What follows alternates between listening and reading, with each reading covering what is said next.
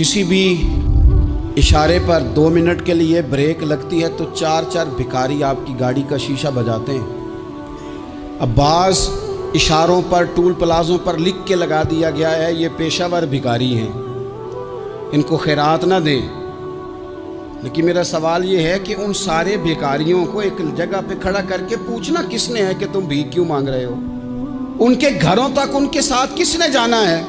कौन आदमी है जो जाके उनसे कहेगा कि जनाब तुम क्यों खैरात के लिए खड़े हो, तुम्हारी मजबूरी क्या है? क्या रियासत की, हुकूमत की, ताजर की, मालदार की, तगड़े आदमी की ये ड्यूटी नहीं? उन तक रसाई किसने हासिल करनी है? वो बेवा जो पिछले साल दरवाजे पे ज़कात लेने आई थी वो इस साल भी आई है। वो खातून जिसे पिछले साल आटे का थैला दिया था वो इस साल भी आई है। वो खातून जो पिछले साल 4 बच्चों को साथ लेकर के छोटों को आई थी वो आज भी उसी तरह कशकोले तलब दराज किए हुए है।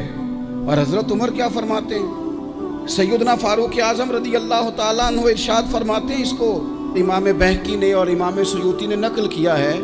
हज़रत उमर फरमाया करते थे कि अगर मैं जिंदा रहा तो इराक वालों मैं तुम्हारी बेवाओं के लिए ज़रूरत का इतना सामान कर जाऊंगा कि बीबी जब तक जिंदा रहेगी किसी की मोहताज नहीं होगी। उसके लिए इस तरह के असबाब पैदा कर दिए जाएंगे कि उसे हाजत नहीं होगी। उसके लिए मुस्तकिल बुनियादों पर उसके अखराजात देख कर उसके लिए एहतमाम कर दिया जाए।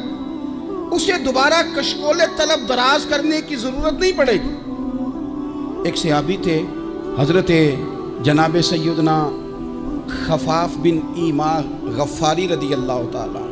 इन्होंने बड़ा किरदार अदा किया था मैदान उहद में, इन्होंने और इनके साहिबजादे ने। तो इनकी बेटी एक दिन हज़रत उमर के पास आई।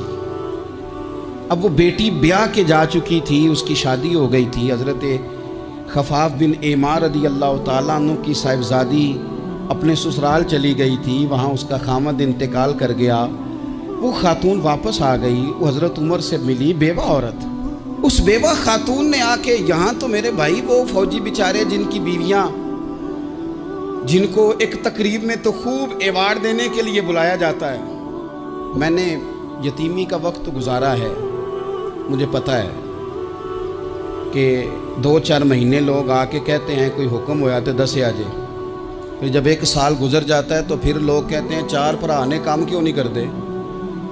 तो ऐसे तो नहीं ना कि अब्बा ऐसे ही चला गया था, बड़ा कुछ दे के गया है, किधर है फलानी चीज़। लोगों का नज़रिया थोड़े अरसे के बाद और हो जाता है। आपने बड़े बड़े शुहदा के घरों में एवार्ड तो दिए, क्या कभी आपने पलट कर दोबारा गौर किया कि उनके बच्चे कहाँ हैं, उनकी बेवा किस हाल में है? वो ज़माने की तेज़ धूप और तेज़ आंधी का मुकाबला कैसे कर रहे हैं? बगैर बाप के जो इंसान को खुले आसमान तले वक्त गुजारना पड़ता है वो कितना को मुश्किल होता है। वो किस तरह टाइम गुजार रहे हैं ये कभी सोचा लोगों ने?